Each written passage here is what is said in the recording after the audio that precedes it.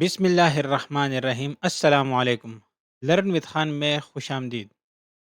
आज की वीडियो में हम डायमेंशन स्टाइल के बारे में डिस्कस करेंगे।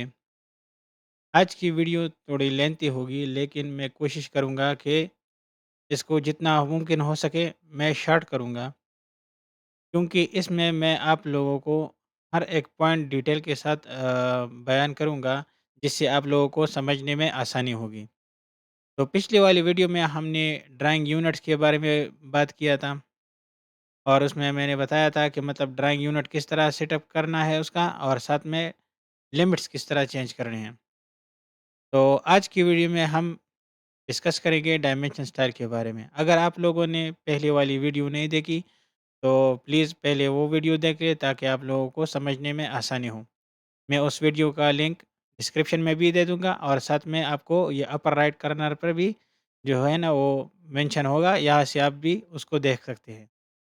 तो डायमेंशन स्टाइल के लिए हमारे साथ शॉर्टकट है डी। मैं सिंपल कीबोर्ड से डी टाइप करके एंटर करूँगा, तो मेरे साथ ये डायलॉग बॉक्स ओपन हो जाएगा, जिसमें हमारे साथ जो डायमेंशन स्टाइल मैनेजर है, उसमें कुछ स्टाइल्स वगैरह है। दूसरा लिस्ट है। यहाँ पर जो भी हम स्टाइल यूज़ करते हो उसका हमें प्रीव्यू शो होता है, साथ में उसका डिस्क्रिप्शन शो होता है। और हमारे राइट साइड पे यहाँ पर set current, new, modify, override और कंपेयर है। अब डायमेंशन स्टाइल हमारे साथ 2 किस्म के रहते हैं बाय डिफ़ॉल्ट, एक एनोटेटिव रहता है और एक स्टैंडर्ड। इंशाल्लाह ये जब हम एनोटेटिव को डिस्कस करेंगे, तो उसमें मैं आप लोगों को डिटेल के साथ बताऊँगा कि एनोटेटिव डायमेंशन स्टाइल क्या है, और साथ में स्टैंडर्ड डायमेंशन स्टाइल क्या है। लिस्ट में हमारे साथ 2 तरह के ऑप्शन हैं, एक हमारे साथ ऑल स्टाइल है और दूसरा स्टाइल्स इन यूज़ है। ऑल स्टाइल का मतलब ये है कि जितने भी मैंने डायमेंशन स्टाइल बनाए हैं, वो सारे के सारे यहाँ पर मुझे शो होने चाहिए। और ये दूसरा जो ऑप्शन है स्टाइल इन यूज़, अगर मैं इसको सेलेक्ट करूँगा, तो इससे ये होगा कि मैंने जिस डायमेंशन स्टाइल में काम किया हो, मैंने यूज़ किया हो अपने ड्राइंग में या अपने प्रोजेक्ट पर, मुझे सिर्फ़ वही जो है यहाँ पर शो होते रहेंगे। अब आ जाते हैं अपने अ राइट साइड वाले भी हमारे साथ जो ऑप्शन है उसकी तरफ। सबसे पहले हम नया डायमेंशन स्टाइल बनाएंगे। डायमेंशन स्टाइल बनाने के लिए मैं सिंपल न्यू पर क्लिक करूँगा। उसके अलावा मैं इस जो बाय डिफ़ॉल्ट हमारे साथ डायमेंशन स्टाइल रहता है, मैं उसमें चेंजेस करके मॉडिफाई की मदद से मैं चेंजेस कर सकता हूँ।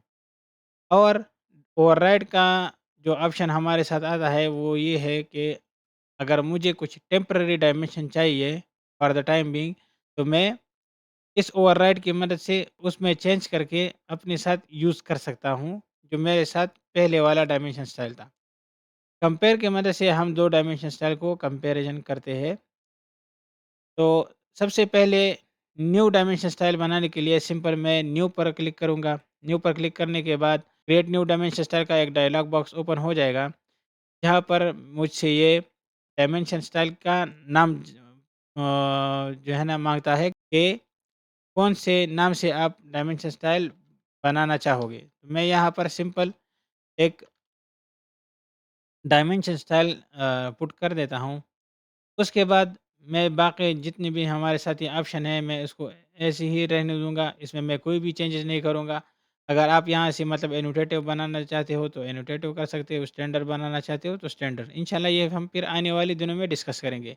एनोटेटिव के लिए हम इस चेक बॉक्स को भी यूज़ कर सकते हैं, और इसमें जो हमारे साथ नीचे वाला ऑप्शन है यूज़ फॉर, यहाँ पर हम अपने पसंद के डायमेंशन के लिए ये हम यूज़ कर सकते हैं कि अगर मुझे लीनियर डायमेंशन चाहिए या एंगुलर डायमेंशन चाहिए, जो भी हमें डायमेंशन चाहिए, तो हम उस हिसाब से इसको यूज़ कर सकते हैं। बाय डिफ़ॉल्ट हम इसको ऑल डायमेंशन ही रख देते हैं, ताकि हमें कोई अलग-अलग डायमेंशन स्टाइल बनाना ना पड़े। तो मैं इसको ऑल डायमेंशन ही रख दूँगा, और साथ में यहाँ पर मैं कंटिन्यू पर क्लिक करूँगा। कंटिन्यू पर क्लिक करने के बाद एक और डायमेंशन स्टाइल ओपन हो जाएगा। यहाँ पर सबसे पहले हमारे साथ जो पहला टैब है यहाँ, वो है लाइन का।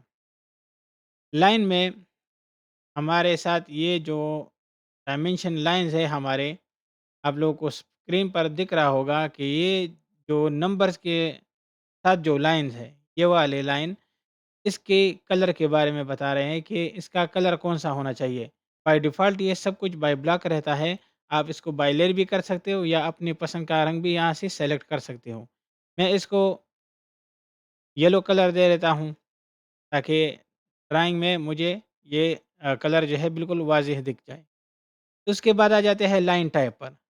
लाइन टाइप में हमसे पूछता है कि मतलब आपका लाइन जो है वो किस टाइप का होना चाहिए।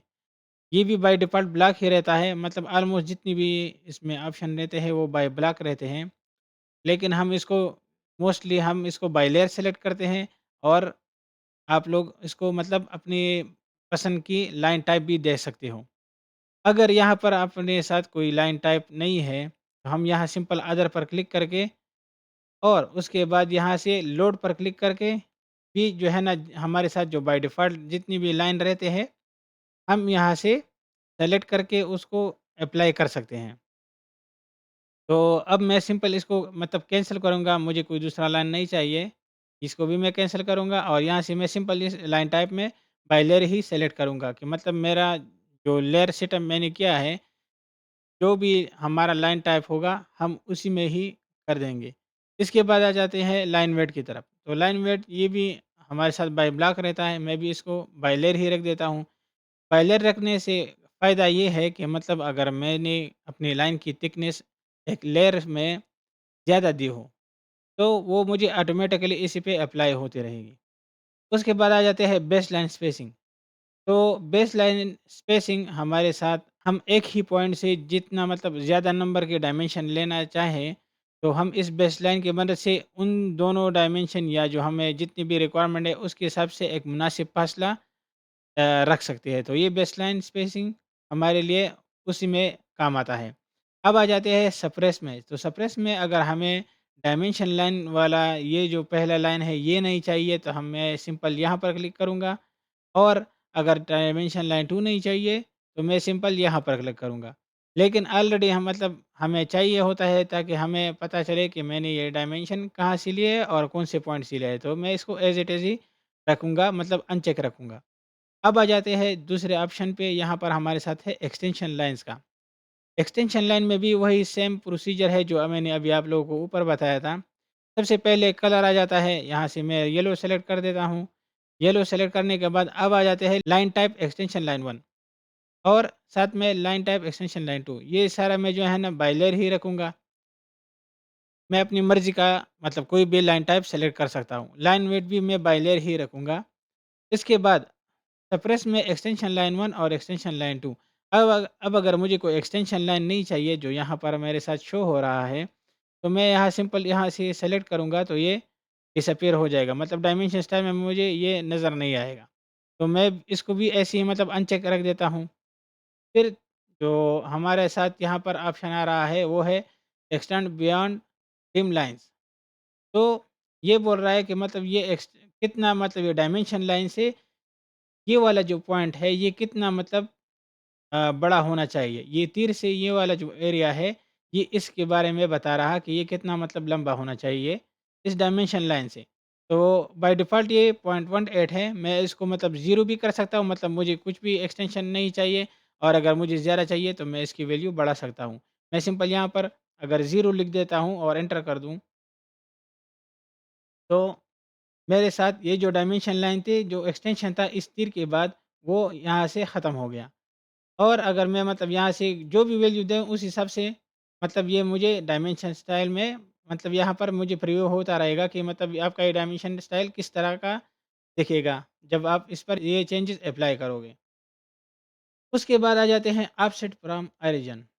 तो ऑफसेट ऑफ ओरिजिन का मतलब ये है कि अगर मैंने मतलब यहाँ से डायमेंशन लिया हो, ये पॉइंट का ये जो डायमेंशन स्टाइल जो ये जो डायमेंशन है ये जो मैंने लिया है, तो इस पॉइंट और इस पॉइंट को इसका ऑफसेट ऑफ ओरिजिन कहते हैं।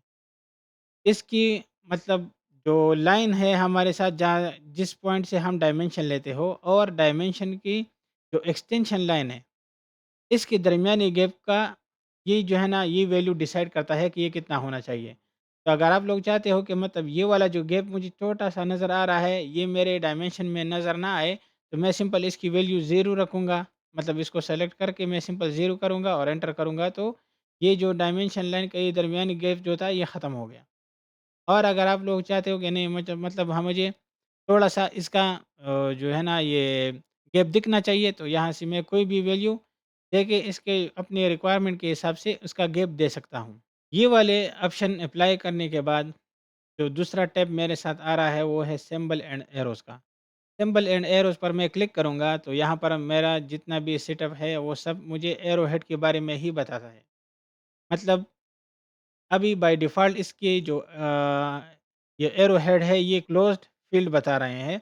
मतलब ये वाला जो हमें तीर दिख रहा है, ये एरो हमें क्लोज़ फ़ील्ड वाला बता रहा।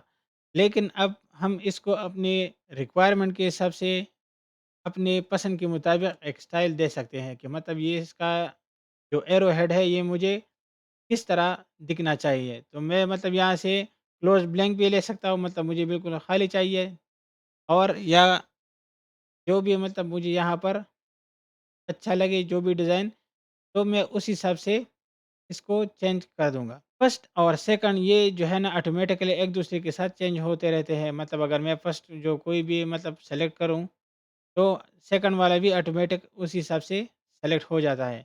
लेकिन हम सेकंड वाले को अलग डिज़ाइन भी दे सकते हैं। मतलब फर्स्ट पॉइंट जो पहला वाला है वो एक डिज़ाइन होगा, और जो सेकंड पॉइंट है उसका दूसरा डिज़ाइन होगा। तो मैं उसको यह भी मतलब सेलेक्ट कर सकता हूँ, लेकिन ज़्यादातर हम इसको बाय डिफ़ॉल्ट ही रहने देते हैं, मतलब एक ही तरह का। इससे जो ड्राइंग है वो थोड़ा-सा मतलब अच्छा दिखता है जब हम डायमेंशन डायमेंशन वगैरह अप्लाई कर देते हैं ड्राइंग्स पर। अब आ जाते हैं लीडर पर। तो लीडर हमारे साथ असल में आप लोगों को यहाँ पर दिख रहा होगा, सेम इसी तरह का कोई एरो मतलब एरो हेड वाला जिसके एक मतलब लेग टाइप भी बना हो, उसको बोलते हैं लीडर।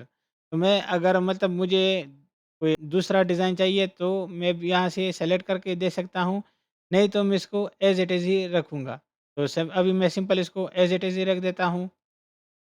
इसके बाद आ जाते हैं एरो साइज़। तो ये जो एरो साइज़ है ये मतलब मुझे इसके बारे में बताता है कि ये कितना होना चाहिए। तो मैं यहाँ पर से कोई भी वैल्यू मतलब मैं सेलेक्ट कर देता हूँ, मैं 50 कर देता हूँ और एंटर करूँगा। उसके बाद आ जाते हैं सेंटर मार्क पर। सेंटर मार्क हमें जो है ना ये जो हमारे साथ अभी ये वाला जो ऑप्शन आ रहा था हमारे साथ,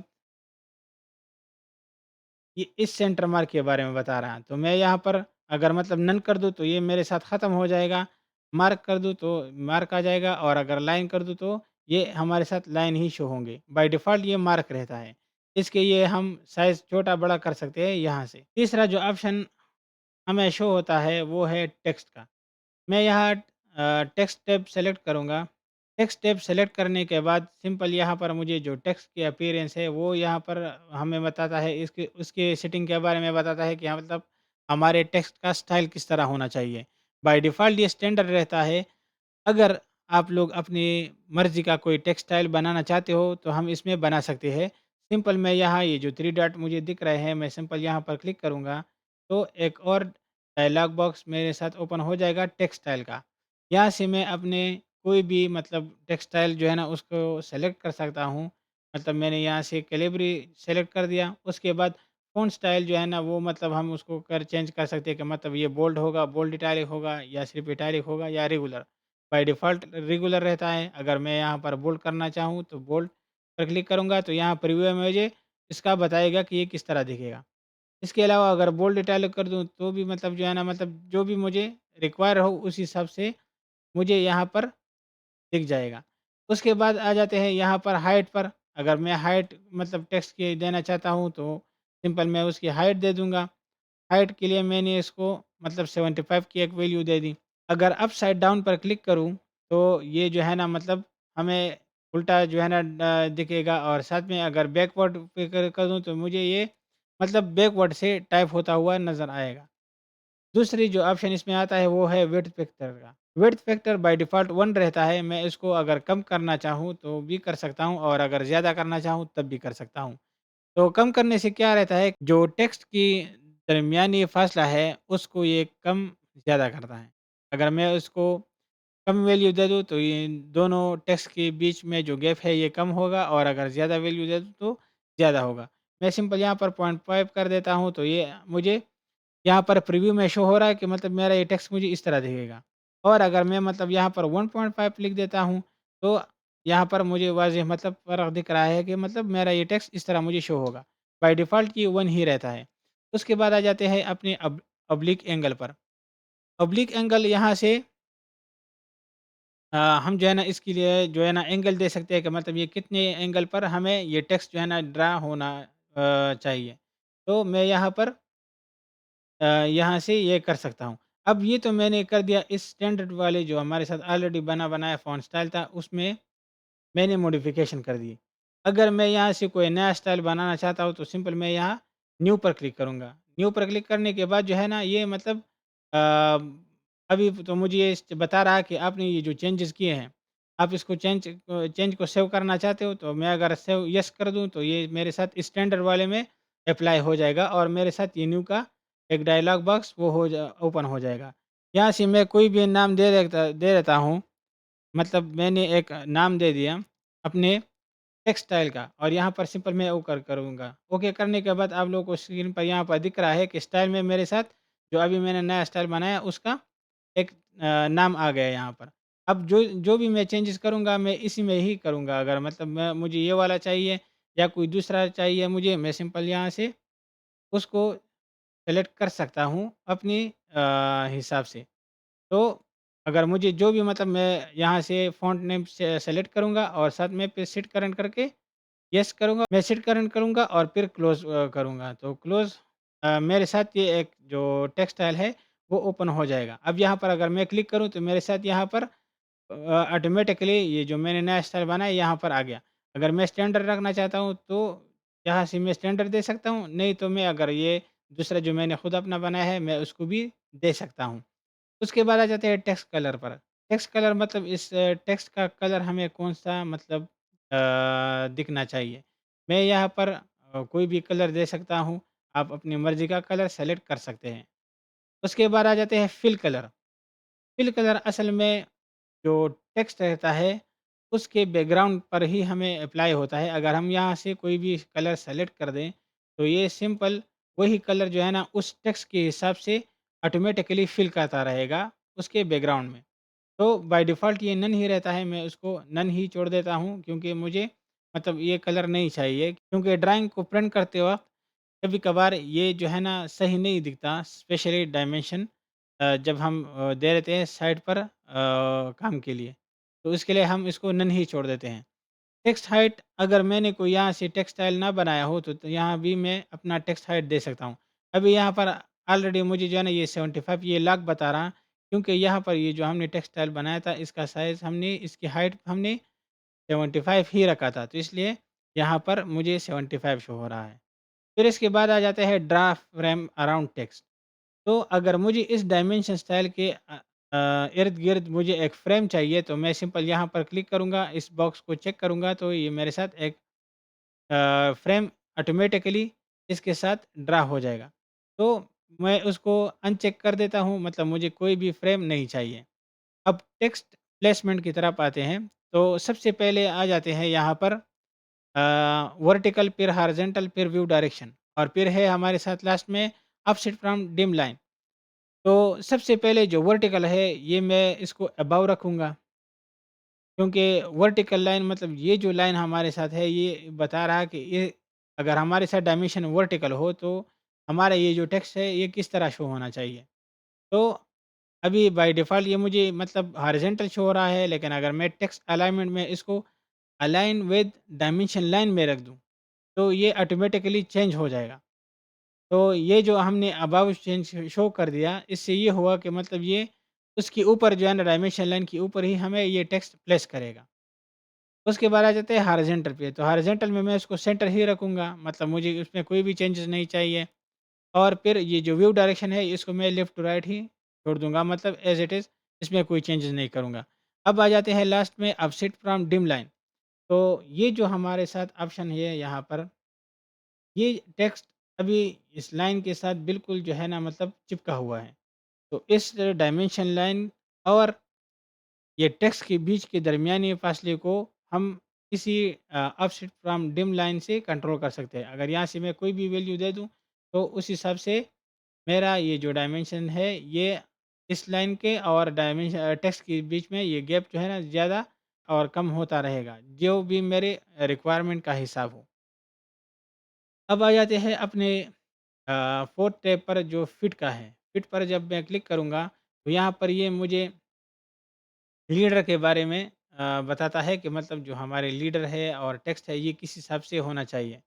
तो यहाँ पर पहला वाला मैं ऑप्शन ही रखूँगा, जिसमें मुझे बताता है कि मतलब अगर कोई मतलब स्पेस ज़्यादा ना हो, तो फिर टेक्स्ट या फिर जो एरो है हमारे साथ, इसमें ही हम अपने जो, तो हमें उसमें कौन-सा वाला सबसे पहले मतलब चाहिए, तो मैं इसको इधर टेक्स्ट और एरो इसी को सेलेक्ट करूँगा, क्योंकि मुझे जो है ना मतलब कभी-कभी अगर हम एरो रख देते हैं, तो वो टेक्स्ट जो है ना वो उसमें मर्ज हो जाता है, और अगर हम मतलब टेक्स्ट रख दें, तो ये एरो जो है ना वो कभी-कभी मिसप्लेस हो जाती है। तो इससे बचने के लिए हम सिंपल ये फर्स्ट वाला ऑप्शन ही इसको बाय डिफ़ॉल्ट जो है इसका सेलेक्ट है, यही मतलब चूज़ करेंगे।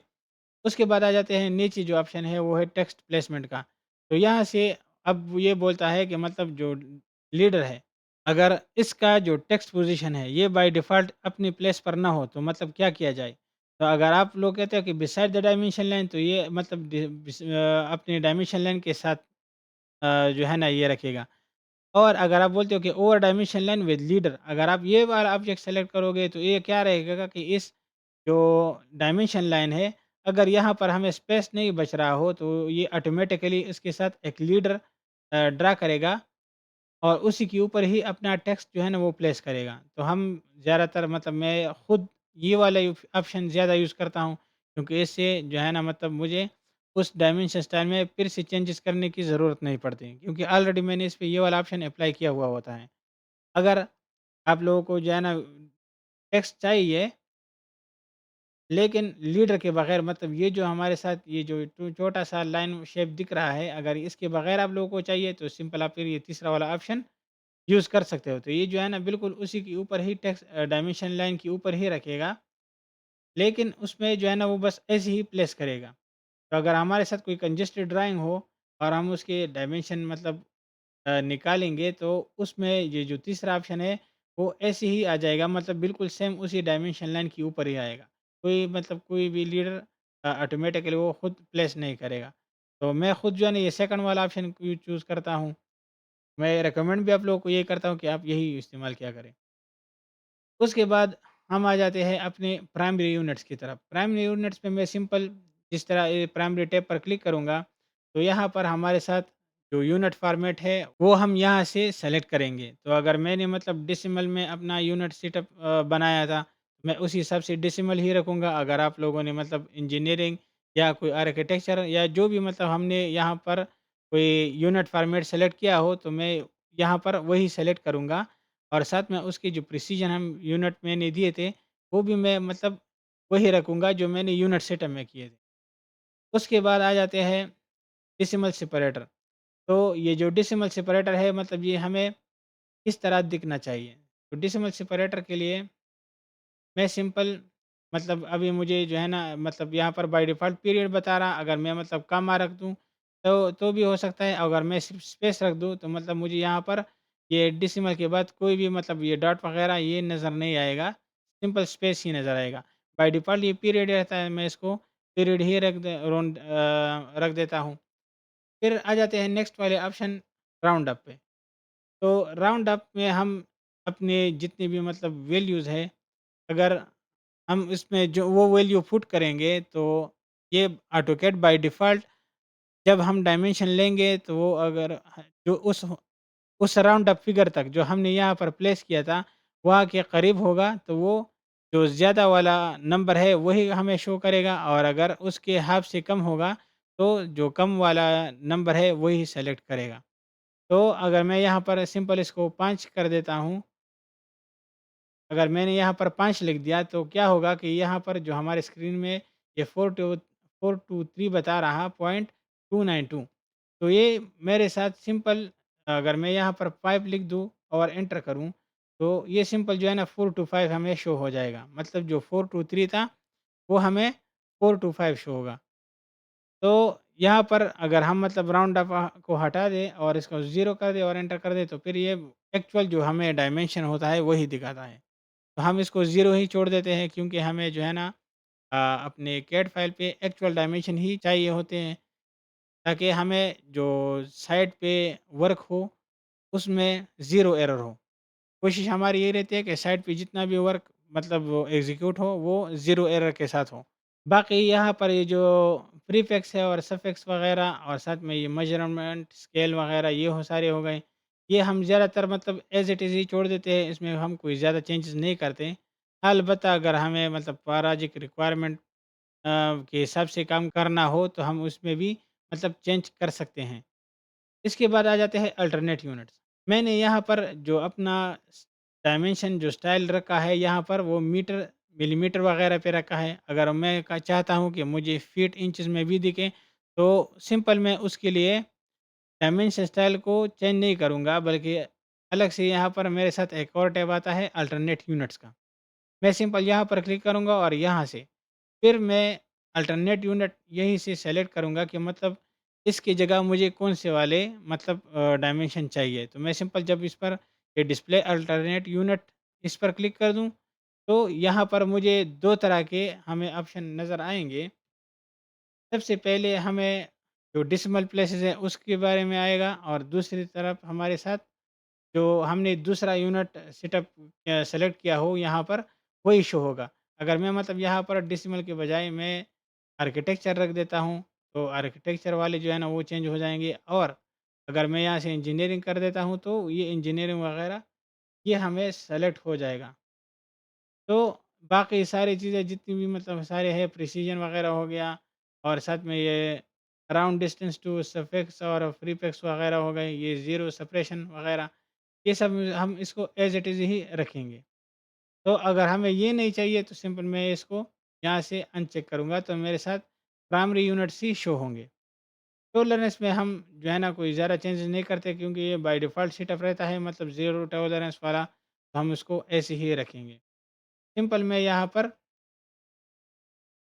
ओके करूँगा, तो मेरे साथ ये जो डायमेंशन स्टाइल है, ये यहाँ पर अप्लाई हो जाएगा। अब ओके करने के बाद यहाँ पर जितनी भी मैंने चेंजेस किए हुए थे, यहाँ पर मुझे शो हो गए कि मतलब आपका ये जो डायमेंशन स्टाइल है, ये अपडेट हो गया है। अब सिंपल मैं यहाँ से सेट करंट अप्लाई करूँगा, तो मेरे साथ ये जो मैं ड्राइंग है, यहाँ पर ये वाला डायमेंशन स्टाइल अप्लाई हो जाएगा। अब अगर मुझे इस डायमेंशन स्टाइल में मॉडिफ़िकेशन की ज़रूरत हो, तो मैं सिंपल यहाँ मॉडिफ़ाई पर क्लिक करूँगा। सेम वही पुराना वाला मतलब जो डायलॉग बॉक्स था वो ओपन हो जाएगा, मॉडिफ़ाई डायमेंशन स्टाइल वाला। यहाँ से मैं फिर अपने हिसाब से चेंजेस कर सकता हूँ। अगर मैं चाहता हूँ कि मतलब मुझे यहाँ पर जो प्रिसिजन है यहाँ पर मतलब डेसिमल के बाद 3 पॉइंट नहीं चाहिए, सिंपल मुझे 10 ही चाहिए एग्ज़ैक्ट वैल्यू, तो मैं सिंपल यहाँ पर क्लिक करूँगा, तो मेरे साथ ये जो यूनिट है ये सारे चेंज हो जाएँगे। ये ऑप्शन अप्लाई करने के बाद मॉडिफ़िकेशन के बाद मैं सिंपल ओके पर अप्लाई करूँगा। फिट करंट करने के बाद मैं सिंपल यहाँ पर क्लोज़ पर क्लिक करूँगा, तो मेरे साथ ये ड्राइंग पे अप्लाई हो जाएगा। तो उम्मीद करता हूँ कि आप लोगों को ये वीडियो पसंद आ गई होगी। अगर आप लोगों की कोई कमेंट हो तो आप हमें कमेंट सेक्शन में बता सकते हैं, या राय देना चाहते हो तो भी आप लोग हमारे साथ कमेंट सेक्शन में डिस्कस कर सकते हैं। इंशाअल्लाह मिलते हैं अगली वीडियो में। अस्सलाम वालेकुम वरहमतुल्लाहि वबरकातुहू।